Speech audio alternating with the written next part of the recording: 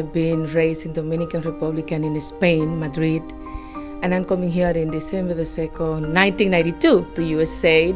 And I was a very successful lady, being a broker.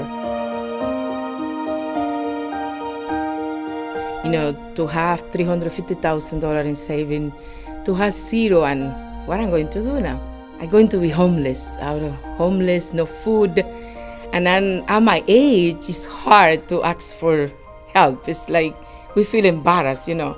By the time 52-year-old, and what I'm going to do? How I tell people, I'm broke, I need help, I have a son. And someday I had to tell him, that breaks my heart, eat at school because we don't have food tonight. Then when I see that I'm going to be homeless, I'm come to hope. When I come to hope, they receive me like, you know, like a family there, because I was so depressed and sad. And it is true, I won't be here without hope.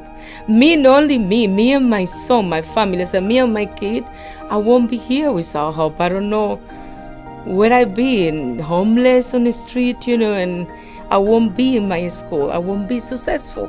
My son have been successful as well because of hope. And so I'm full of gratitude for you guys.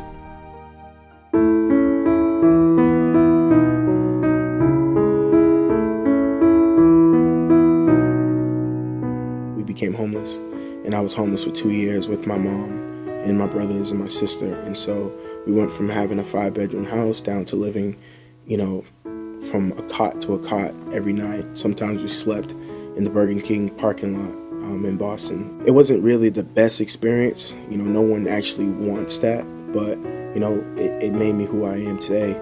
But then, you know, as I got older and I got married and I had children, I moved to Florida and I was doing good, got over the line again, and then I lost the investor that was into my business.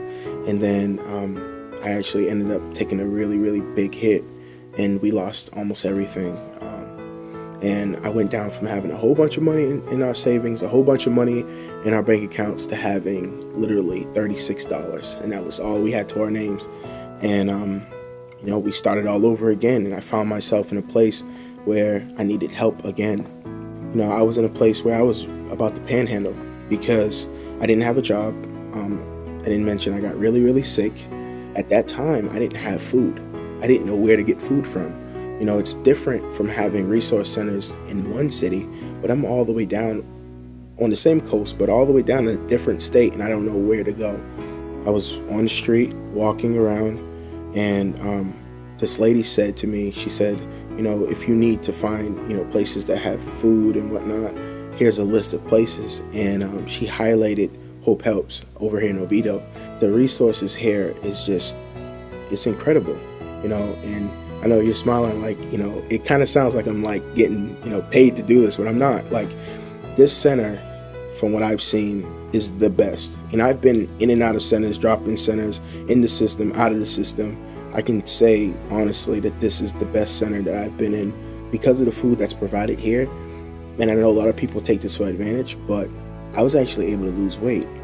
It's like Hope Helps is here, and all these other places that I've ever been to or whatnot is like all the way over there.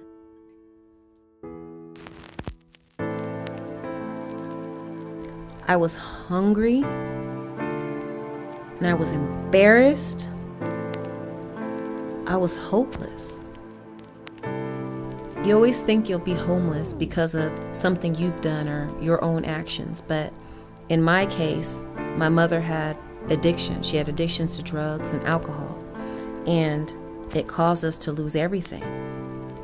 I remember times when, you know, we were just hungry and our stomach had pain and just not having anything to eat. My sisters and I would just make things up. I remember taking flour and Crisco and just cooking them and making some type of powder balls to eat.